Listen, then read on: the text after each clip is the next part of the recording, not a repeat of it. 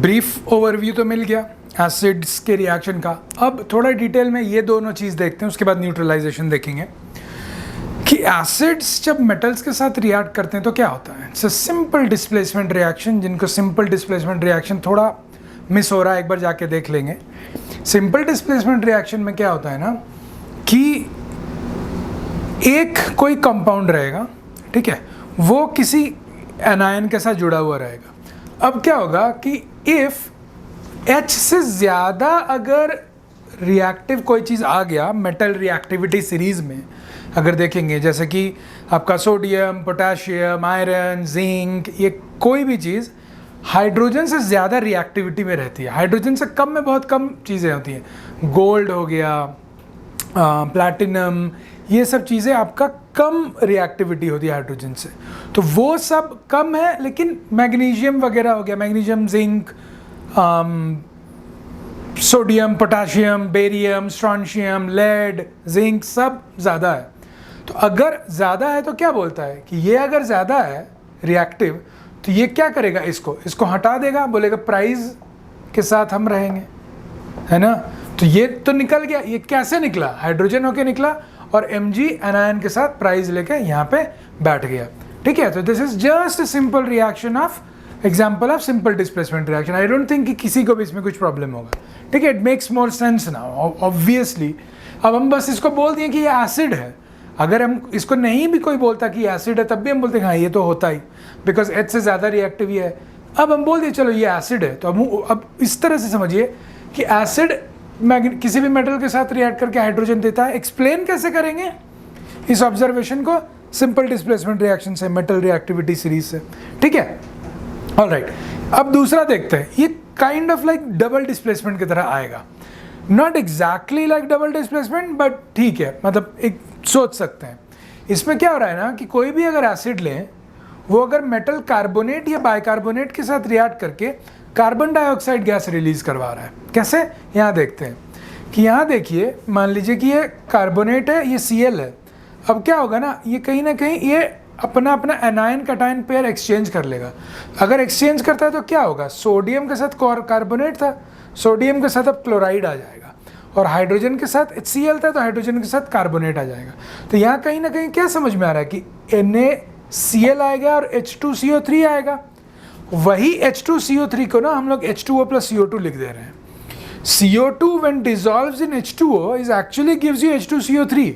What is H2CO3? Carbonic acid बोलते हैं। तो उसी को, कार्बोनिक एसिड को हम तोड़ के यहाँ पे लिख दे रहे हैं कि H2O plus CO2। तो ये समझ में आ रहा है, कहीं ना कहीं डबल डिस्प्लेसमेंट की तरह ये दिख रहा है। ओके, तो ये sodium chloride plus H2O plus CO2, तो CO2 रिलीज होगा। सिमिलरली बाइकार्बोनेट में भी ऐसा ही होगा, ठीक है, H2 और CO2 रिलीज होगा, ठीक, कोई दिक्कत नहीं है। ये फिर से वही होगा कि सारे मेटल्स रिएक्ट नहीं करेंगे, एक सर्टेन लेवल ऑफ रिएक्टिविटी रहना चाहिए इस चीज़ को डिस्प्लेस करने के लिए, तभी होगा, ठीक है। ऑलराइट, अब देखते हैं कि ये CO2 जो रिलीज हो रहा है और यहाँ पे हाइड्रोजन रिलीज हो रहा है, कैसे डिटेक्ट करते हैं ये सब। हाइड्रोजन को डिटेक्ट करना बहुत ईजी है और थोड़ा डेंजरस भी होता है। Hydrogen gas Burns with a pop sound, थोड़ा एक आवाज़ होके छोटा सा एक्सप्लोजन टाइप का होता है और वो बर्न करता है, कंबस्टिबल गैस है। इससे CO2 ऐसा नहीं है। तो CO2 को कैसे डिटेक्ट करेंगे, अगर CO2 निकल रहा है ना, अगर हम किसी तरह से CO2 को कैल्शियम हाइड्रोक्साइड से पास करवा दें तो वो एक ये calcium hydroxide plus CO2 will give you calcium carbonate. Calcium carbonate तो हम लोग को पहले से पता है, चॉक या मार्बल जो चीज़ होती थी। और कैल्शियम कार्बोनेट का कलर क्या होता है, अंडे का जो शेल होता है कलर क्या, वाइट जनरली। तो कैल्शियम कार्बोनेट वाइट प्रेसिपिटेट होके निकलता है जब CO2 वाटर के साथ एक एक्वस मीडियम में कैल्शियम हाइड्रोक्साइड के साथ रिएक्ट करता है। तो CO2 plus CaOH2 will give you calcium carbonate. So this is a test. एक और अच्छा टेस्ट इससे भी ज़्यादा बढ़िया क्या होगा कि जब और ज़्यादा कैल्शियम कार्बोनेट, और ज़्यादा ये कैल्शियम कार्बोनेट के साथ अगर और ज़्यादा हम CO2 पास करवा देंगे तो क्या होगा ना, ये कैल्शियम कार्बोनेट और ज़्यादा CO2 के साथ भी रिएक्ट कर सकता है। So calcium carbonate plus CO2 plus H2O will give you calcium bicarbonate. Now this calcium bicarbonate is soluble in water and will not form a precipitate. This was not soluble in water. So when CO2 was passed in a solution of calcium hydroxide, you formed calcium carbonate, which was not soluble. It precipitated out as a white precipitate.